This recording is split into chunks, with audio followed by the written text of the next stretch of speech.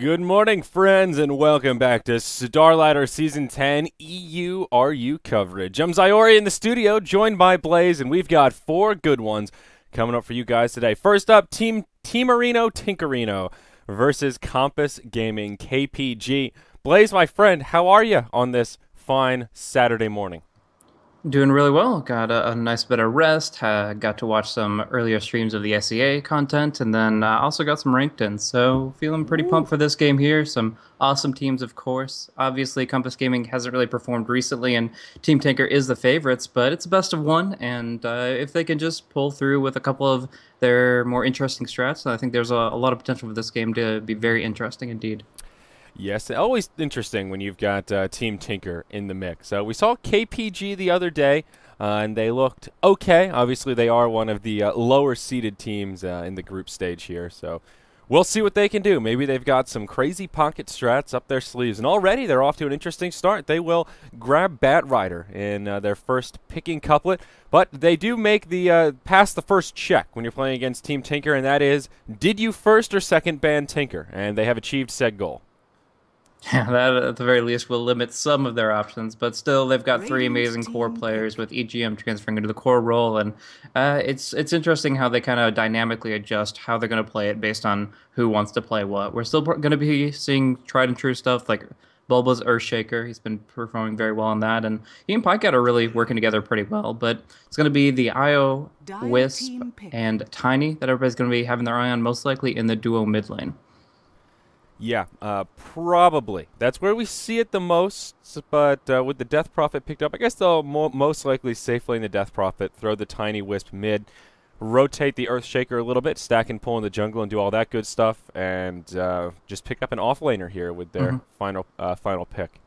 Yep, some good offlaners still in the pool. The Tidehunter, the 10 Doom, seconds both remaining. still on the table, and it's not like Compass is going to be picking that up with the Bat Rider already available. 5 So seconds. they can save 5 that for last. seconds They can just go remaining. for their Wombo combo and see where it goes from there. But Compass, yeah, they really need to try to Reserve figure out a way to time. control and kite this Tiny out. The Dream Coil is a good start, but they need a little bit more. I actually really Radiant like this team Alchemist pick, though. ban. It exploits the fact that Death Prophet, IO, and Tiny, even Earthshaker, they all have very low armor. So Acid Spray on the field, dealing some composite and physical damage, that's going to be really causing some grief. So that's a nice little solid pickup there. I guess in the supportive sense, 10 could be seconds solo mid as remaining. well, but far more unlikely to see a puck in the safe lane. 5 seconds Yeah, remaining. I suppose they could safe lane the Bat Rider, throw Puck in the off lane, and solo mid the Reserve time. Alchemist if they were so inclined.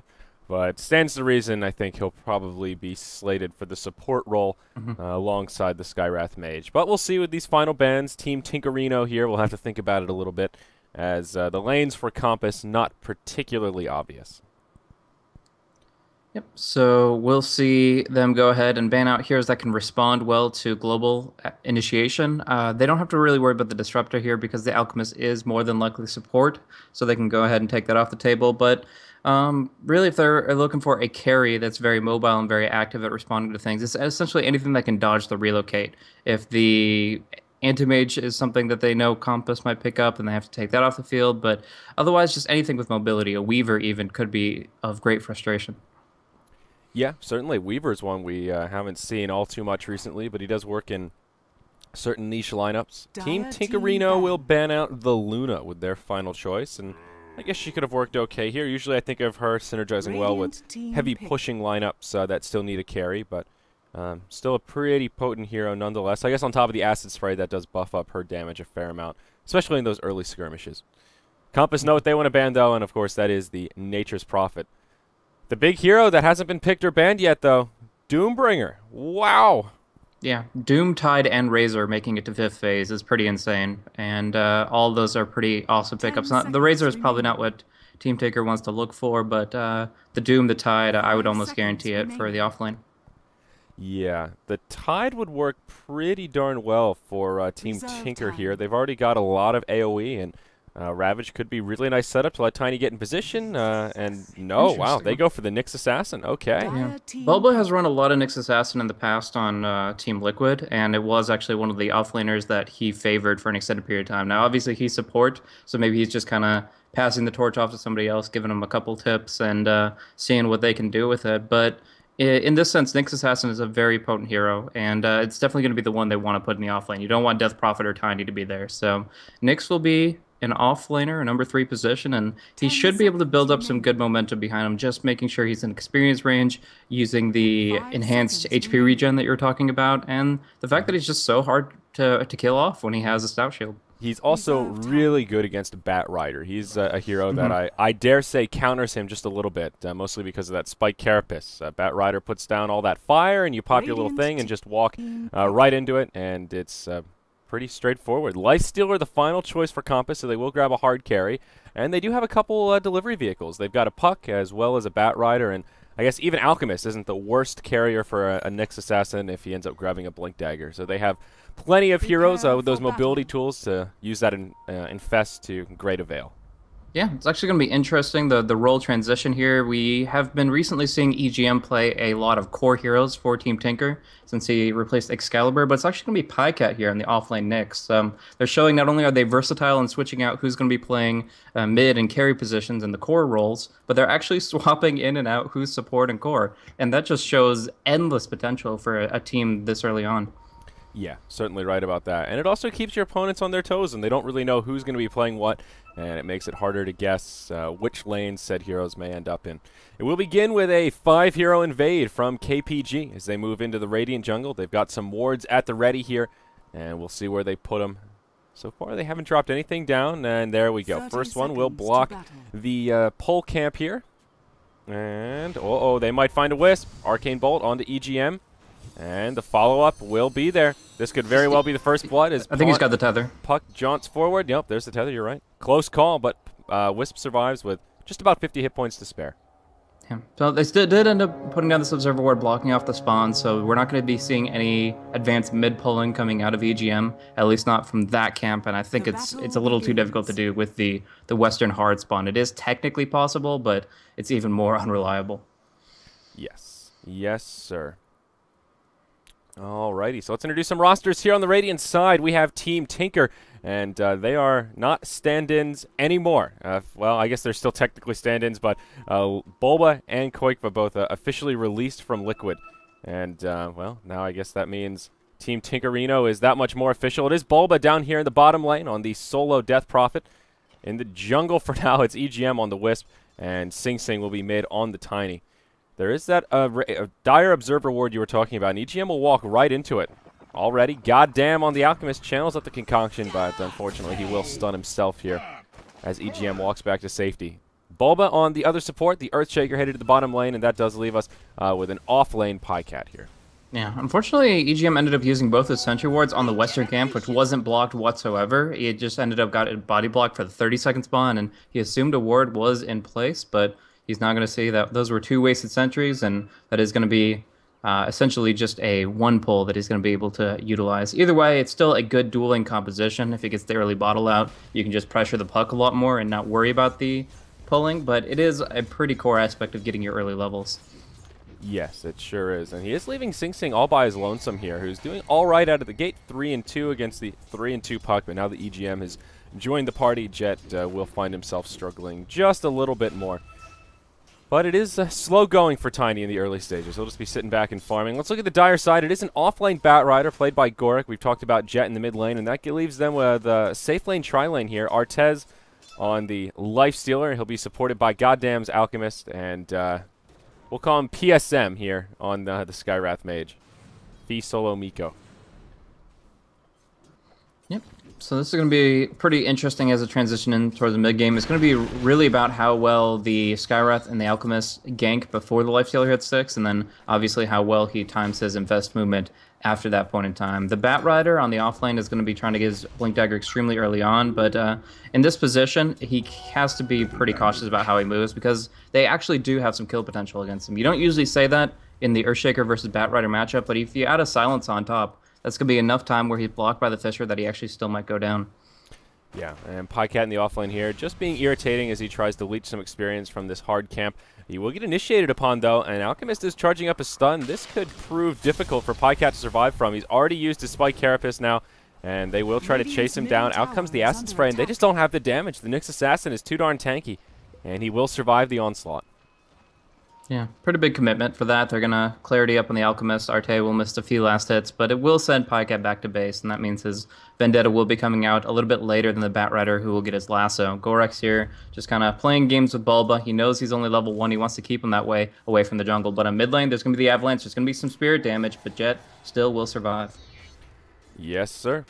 3 minutes in, still no first blood quite yet, and both sides are farming pretty darn evenly. Batrider, Nyx Assassin have a pretty comparable amount of farm, and pretty comparable experience as well. Nyx a little bit behind on that front, but now a rotation towards the mid from the Dire side. They'll find EGM, and there's your first blood drawn. It's Skywrath Mage who gets the last hit, but that'll really help out this puck and puts the Dire side off to a good start. Yep, that's going to give a huge amount of momentum to the Skywrath. He can kind of transition into a bit of a semi-core as far as how much damage he can actually deal in a fight. We're going to see Bulba actually go and block out Gorek, but Fisher's on the other side. Quakeval will go back to the creep wave, and Bulba is kind of out in no man's land here, so Gorek's going to have some fun with him. He has a bottle now, so they're running multiple bottles in this, just trying to keep sustained on the lanes. You don't see it as often since the Bottle Crow nerf a few patches back, but it is still viable on a hero like that. Yeah, he's one of the few heroes you'll actually see it on. And mid lane, Jet gets initiated upon, but Orb's back, uses the phase shift, and it's an easy escape for the Fairy Dragon. One of the reasons he's best suited to deal with this typically very bursty combo is as long as you can survive the initial burst of that avalanche, you should be able to phase shift and at least buy yourself some time, if not mount an escape. So KPG will hang on to their 1-0 hero lead, or hero kill lead, to get things started. In the position ones, the farm is pretty even as well. The Lifestealer last hit leader for now, but only 1 up on Qualifier here in the safe lane. And usually with the safe lane Death Prophet, there are supports lingering around leeching some experience, but Bulba's been pretty active, and Quakeval already halfway through level 5. He's just about on point with this puck, maybe a few creep kills worth of experience behind, but Death Prophet will be feeling pretty good this game. A lot of farm and a lot of experience going Quakeval's way.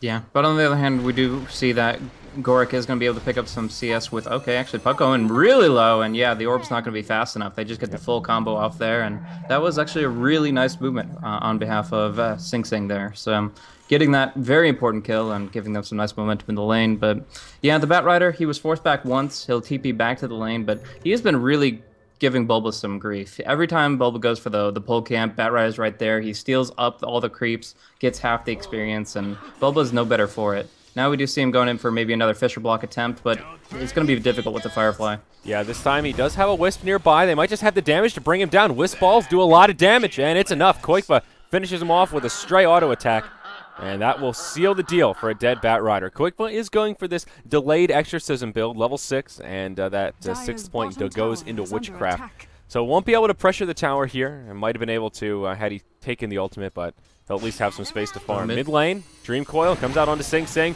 A full duration stun from the Alchemist comes out. Sing will turn with a toss and maybe finds a counter kill here. Forces the phase shift from the puck. He's silenced. One more punch will do it. Puck tries to go man mode, and it's not enough. And the Skywrath as well. You just can't man up against Sing Sing, apparently. An easy double kill for the Tiny. Wisp comes in and will heal him back up, and Sing Sing even pops a salve.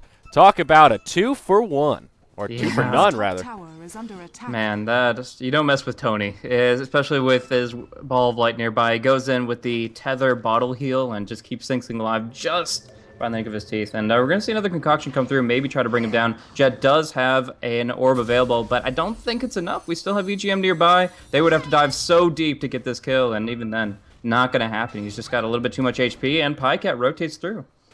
Yeah, now they'll try to turn it around onto Jet. He does have an orb coming up in just 1 second here, and Fairy Dragon Puck should be just fine. Pycat also pretty darn low on the mana front. He is close to level 6, though, and that's when Nyx Assassin gets particularly scary, that Vendetta, and that'll be the time that he'll move off the map and just try to stay in fog and keep KPG on their toes, make them wonder, is this Nyx Assassin just a moment away from ganking me, or is he farming in the jungle? And that is some of the power of that, that little scarab there. Lifestealer is getting some room to farm, though, while all that was happening. He is still the last hit leader now with 47 CS, and he did go hand to Midas first. So that is one thing going the way of KPG. They do have the #1 seat on the net worth chart as Lifestealer starts to rack up the last hits. Yeah, PSM in a really bad spot right now. Quickfoot just needs the one wave, a couple right clicks, and it will be a knife. Nice movement of the orbs by EGM, but Gorek will pull him to the high ground here. though he does have that tether in 3 seconds. Yeah, tether's still on cooldown, but it doesn't look like the damage will be there to bring him down, and he'll just hop to the low ground. While all that's happening, Tiny found a solo kill on the Alchemist as Wisp got pulled to the high ground. So again, it's a 2-for-0 trade, and that puts Team Tinker ahead 6-1 in the early stages of this match. They will take a small gold lead and a decent, about 1,500 experience lead here. Only 8 minutes into this match. And this is not a lineup you want to go in against with a level disadvantage. The Lifestealer is not really that great of a comeback hero. He's got his Midas, so he will be building up some nice GPM for himself, but he's not going to be able to put this game on his shoulders. If Pycat starts ganking with Vendetta, gets momentum behind that on heroes like the Skywrath, who only has 600 HP and 1 armor, it's just going to be so easy for them to just snowball this game. Yeah. Very true. Yeah, Tiny's usually one of those heroes you think of as a hard carry, great in the late game, but needs a lot of farm to really come online. And already Singh has Power Treads and Drums of Endurance, and he's in pretty much fighting shape. Pycat does find an invisibility rune very close to having that level 6 to get the Vendetta, and he is just stalking the top lane, trying to find some intel. He pings out PSM here, and I think that is going to be the end of it. Bobo was rotating up top, perhaps like they wanted to set up a kill, but they will just retreat. Yeah, but the mid tower is going to go down very quickly. The puck wasn't here for most of the time. Now they have to TP to defend it, but Sing Sing's got that toss. Whenever he wants to take this tower, he'll have it, as long as it's safe to do so. Yes, indeed. Bat Rider moving around the Radiant jungle, looking for his Blink Dagger. We're 9 minutes and 15 seconds in. He was off to a good start, but that last death really seemed to slow him down. Now has Tranquil Boots halfway to the Blink Dagger, but this timing not really as quick as you would have thought based on how much time he had in the lane. And even just 37 CS on a Bat Rider is a bit more than we're used to seeing in a lot of scenarios. Yeah, he's stolen the easy camp twice over, so that's kind of small gold density, but it is still pretty high value. The one thing is his item build. Gorek's gone for a bottle and Tranquil Boots. You usually see one or the other to sustain in the lane, but going for both delays your Blink Dagger for actually a really long period of time. Yeah, that's a good point. He was bottle crowing right as I looked at him, so that's my mistake there. Other item progression, how's Puck doing? No, I can't imagine he's too close to his blink. Nope, about, yeah, not even close. 600 gold in the bank on Brown Boots and Null Tally right now. And this might be a game where he's forced to go Power Treads before blink, just so he's not susceptible to that big Tony combo, as Singh is now level 9, and that means Toss and Avalanche are completely maxed out.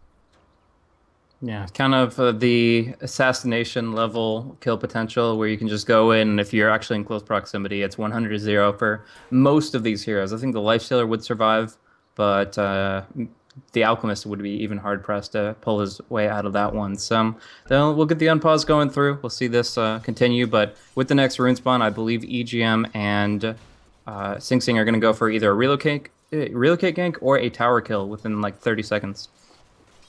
Yeah, probably. That's usually when Wisp hits level 6 is when he really flips the switch and gets super aggressive. And with this tower so low, a creep wave coming in, Puck can help clear it up, but there's only so much you can do to stop Tiny from just wrecking the tower. And with no glyph available, he'll toss Avalanche. Easy tower kill, and that will be the first one of the game. Goes the way of Team Tinker. And of course, Sing Sing does get the last hit, so that will accelerate his farm a nice little bit here. Death Prophet now level 8. Koikva grabbing that Exorcism, I believe at level 9 here, so he hasn't quite come online yet, but he'll have a Yule's Scepter already.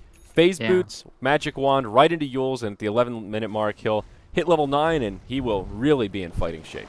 It's not often you see a Yule Scepter come out before the Exorcism. It's like the synergy's not there for about 30 seconds before he hits level 9. But yeah, no, it's interesting, because this Bat Rider is essentially dead. They have the disables to pull him down, and they certainly have the vision now. Yeah, Bobo will set it up with a fissure, and EGM ends up getting the kill as Sing Sing tosses him right into the fray, and that will make it 7-1. Gorek with just unfortunate positioning there. Moved into the jungle, hoping to kill these centaurs, and didn't even get to kill the big centaur. Oh, EGM will find a little pick-me-up there as he throws a couple of last hits that centaur's way. Koikva now level 9. There's the ultimate we've been waiting for, and this bottom tier 1 tower is slated to fall, I do declare here, Blaze. Courier might die. Pycat gets a Vendetta on it. It's going down. The items were delivered, but even still, a nice little pickoff for Pycat. Yeah, and a nice little gold boost going the way of the Radiant, making things even more difficult for KPG. Now a gold lead of about 3,000. Experience pretty comparable in this bottom tower, taking a lot of damage. Koikva still holding on to the ultimate in case KPG come to make a defense. He'll be able to pop the ultimate, and they can actually take a team fight here on top of taking out this tower. Sing with the toss, grabs the last hit, and they will be able to back out. They've got Infest inside Puck, but I really don't know if they can do much with it. Like, they've got the combo of Illusory Orb and Waning Rift, or Illusory Orb and Dream Coil, but that's it. And going in against this duo is very difficult. Yep, Dream Coil comes out. He jaunts to the side. There's the Infest, but Jet's already taken a lot of damage. We'll get off a phase shift. Sing taking heavy damage as well. They actually do bring down the Tiny. It's Skywrath Mage that gets the bonus gold, and it will be just a 1-0. So KPG find a successful gank, and on that high-value target. Steps in the right direction, but they'll need a little more than that to start regaining momentum in this game. Yeah, Jet playing with fire there. Without a silence, you really have to time your phase shift extremely carefully to not just be kind of two-hit knocked out by the Tiny. And they were able to actually get a very high-value kill without losing any lives, and that puts them back in the game to a relatively good extent. But still, they're lacking the Blink Daggers. They need the initiation, but down bottom lane. Oh, they relocate right on top. This is bad. Yeah, Gorik will get caught by the fissure now, and he might still be able to survive as he flies over the ravine. Wisp-Ball's doing some damage here. Crypt Swarm flies through. Nicely done by Koikba. Good positioning there, and he'll find another kill. Relocate right back towards the top lane to keep on farming. Puck did indeed have to stop off for Power Tread, so that will delay the blink even more. And now Jet will, I think, find himself struggling to really control the tempos in this mid-game now that the laning phase is starting to break down.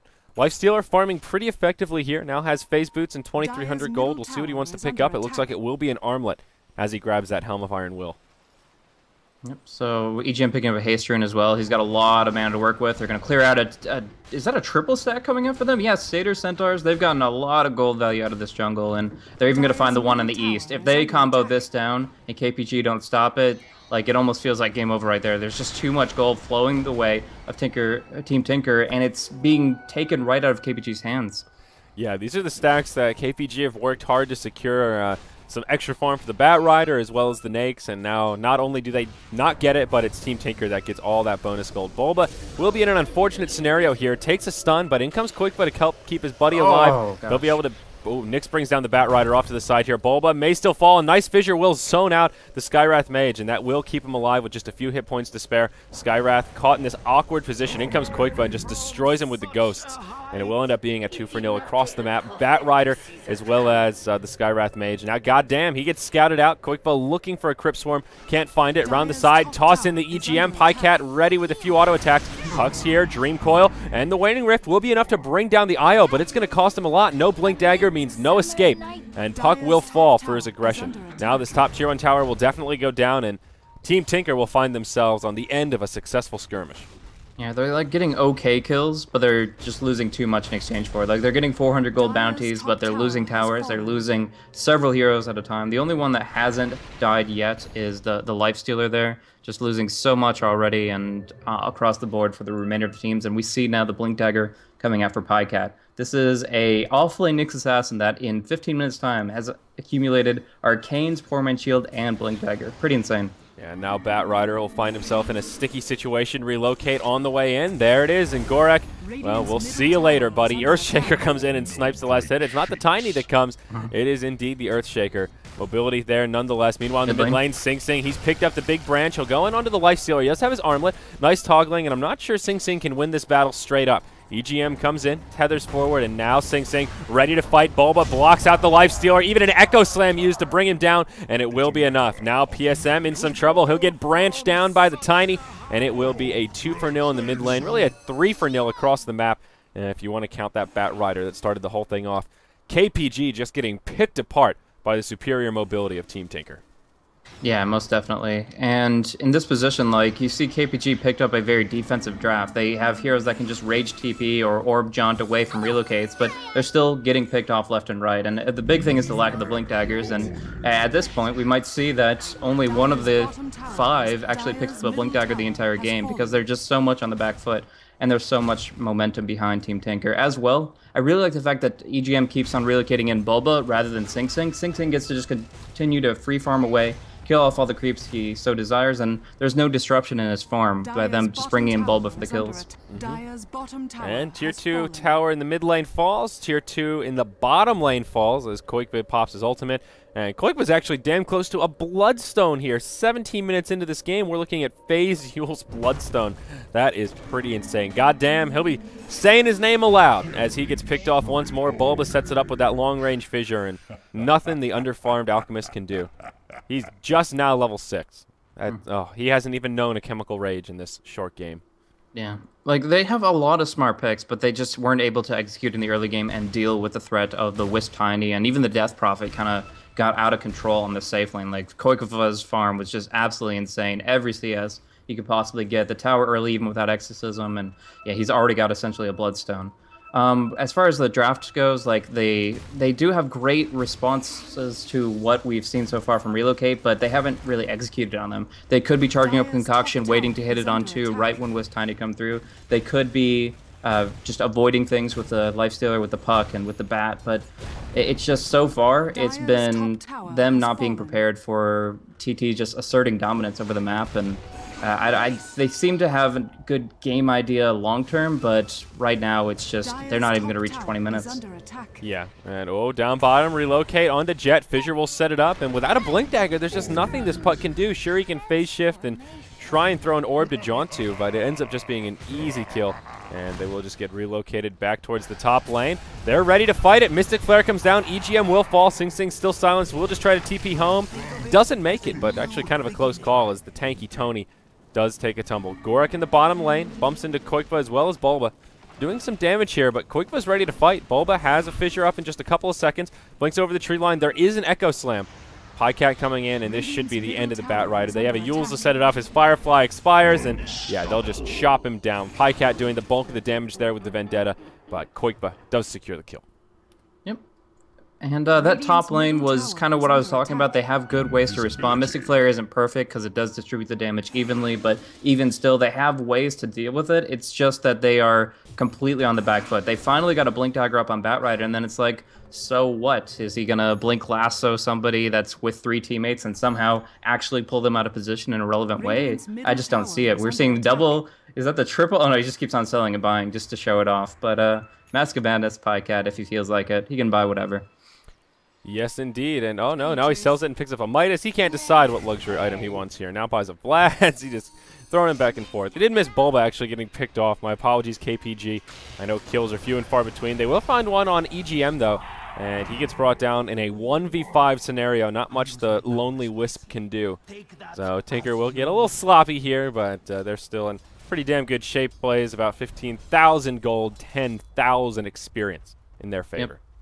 They'll throw them some freebies, but that's just them kind of getting a little bit overconfident, and there's no reason to not to be confident at this stage. Like, you can throw away 8 more kills and still be perfectly fine with how this game's progressing. I mean, if they all go to the Lifestealer and he suddenly gets some crazy items, maybe, but right now all he's going to be able to pick up is a Cranium Basher, and unless he's the next Bash Lord, I don't really think that that's going to be enough to put them back in this game. Yeah, I don't think so either. Even though Lifestealer farmed really well, just look at that net worth chart. He's number 3. Everyone else is in the bottom 4 positions. They're just so poor. The supports, forget about it. Goddamn's got himself some phase boots and a bracer. Skywrath, he has phase boots as well, and just a null tally. So they're really hurting for farm. Bat Rider does have the surprise inside. They are smoked up and looking for a gank perhaps. Maybe they'll find Pycat. There's the lasso, and all right, they'll get a jump on the Nyx Assassin. So, steps in the right direction. Yep, finding little pickoffs here and there, nullifying the effects of things like Spike Carapace are huge, but here's the initiation in turn. Yep, who do they initiate on? Koikva taking a lot of damage, but there's the Yules Echo Slam from Bulba doing a fair bit to the Lifestealer as well as Goddamn. Off to the side, the Skywrath will get finished off. Koikva does pop the ultimate, and now the Lifestealer as well as the Alchemist on the back foot. They're on the run, and the Ghost will chase them down. Crypt Swarm will almost be enough to bring down the Alchemist. That level 1 Chemical Rage actually doing some serious work for him. Bulba blinks into the trees, has a Fissure coming up, will use it to finish off the Alchemist. Lifestealer just hanging out, trying to fog. He does not have a TP scroll. There we go. Bat Rider actually delivers one to him, and he will be able to TP home. Sharing is caring, as they say, Blaze, and that will be enough for Lifestealer to survive. The mid lane of Rax, however, might not be so lucky. Yeah, they can't take a real full fight. They can find picks here and there, but it doesn't change the fact that at any point in time, Team Tinker can just walk right in and claim the space of their own. The tier 3 just getting wrecked. Look at that attack speed. Mask of Madness, Drums, Treads, and the Overcharge just evaporating these towers. Yep, and Lifestealer comes in. They will try to initiate onto Sing Sing. Fissure around the side will try to break it up. They will end up going on to Koikva, who does get lassoed, but he doesn't have an ultimate anyway. Even if he dies, he's not the big damage dealer. He'll survive with the Yules. Alchemist and Bat Rider both fall. and this is just disastrous. The Lifestealer gets picked off in the fray as well. Everyone on Tinker still alive. Mid lane of Rax fall, and they'll just go straight for the top, because why the hell not? This Tiny is huge, and Sing Sing will just solo down this tower. Oh, boy. It is disastrous. I can't believe Koikma survived that fight. Yeah, that was insane. Getting lassoed and pulled under all those heroes, but they've got the AoE stuns. They've got the just raw HP advantage right now. He's, of course, got the Bloodstone at 14 charges. And, yeah, here's the Demolition Crew, bringing down the Rax, shrugging up the silence, and now we'll see if they can actually try to bring down this mountain. Yep, Sing Sing will get stunned up. The Mountain Giant may actually fall as Dream Coil comes out. Pycat comes in, finds some decent stuns with the Spike Carapace. A Fissure to break it up. Skywrath goes down. Sing Sing is still alive in the front lines. They'll finally kill him. Pycat Vendetta. Sing Sing buys back right away. And Pycat will get picked off. Now the relocate in. EGM was ready and waiting for it. And down goes the Alchemist. Buyback from him now. Koikba has his ultimate back. He respawned quickly thanks to those Bloodstone charges. And TT will not stop. They'll continue on, top lane of Rax fall, and now we'll see one last fight perhaps from KPG. Koikba low, but will use the Yules. 2 fights breaking out here as the puck goes down on one side, and the Lifestealer will be forced back into the base. Can't pursue Koikba to secure the kill. Wisp does get picked off, but there's the GG from Goddamn. Yeah, well warranted as well. Like, they've got so many reinforcements here with this gold advantage. A quick slam coming through. They're having fun with the last bit. Okay, they cancel it out. One a little bit of team dissension there, but I think Sing Sing can convince them otherwise in the next few minutes. Yeah, Sing Sing has a way with words, a.k.a. a way with the Whomping Willow here as he just chops their team down. He does eventually fall, but yeah. That is definitely a little bit slimy. GG. Oh, wait, we got a kill. Oh, shucks. Just kidding, guys. I mean, they're definitely going to lose this either way. It doesn't really change that fact. Yeah. But obviously, the team captain didn't want to actually call it yet, and it was just one random member that decided that was the case. Hey, don't call Goddamn a random member. He is an integral part of the team, Blaze. Maybe a little frustrated on that. Yeah, I think so. That is frustrating, though. You really should have a little more discipline and talk it out before you type the good old-fashioned GG. But like you said, they're probably not going to turn this one around anyway, and now you just make yourself look like a little bit of a jerk. But what are you going to do? Shit happens. Now, that last big fight, it was actually really cool what Team Tinker did as far as reinforcements go. There was a little bit of a screw-up with EGM. He started his relocate before Tether was coming off cooldown, and he couldn't bring the Tiny back to Fountain when he was down at like 20% HP. So EGM goes back to Fountain and sits in the well for 12 seconds. But fortunately, Tiny dies by the time that was going to run out. He buys back, and the Tether brings him back in. So they're able to make up for a mistake by bringing in the Tiny the second time over. And then, of course, we saw the buyback BOTs of the Nyx Assassin just rallying the troops and continuing the reinforcements, even greater than KPG's well can. Yes, sir. Just looking at inventories, there's a pretty obvious advantage here. I don't know that we need to go through every single one. Look at Sing Sing. Double Hyperstone. He's just all out attack speed right now. It's not too often you see that. He'll skip the Assault Cuirass and just go straight for the Wampin. Uh-oh, mid lane, Koikba caught inside of the lasso. He's got an ultimate available here, but he may fall. Tether comes in, and it's not enough to keep him alive. He's already back up. You're certainly right about that. Sing Sing now coming in. He's there with Pycat on the high ground. They'll bring down the Alchemist. Just look at the damage from this Tiny. He's chopping him down. There's oh, the ultra kill from Sing Sing. He finds some vengeance after that unfortunate death from the GG. And look at EGM with the shots fired. Real? Question mark, question mark. Oh, boy, what a game. What a way for that game to end. Sing Sing with the double Hyperstone just cleaving down the entire team.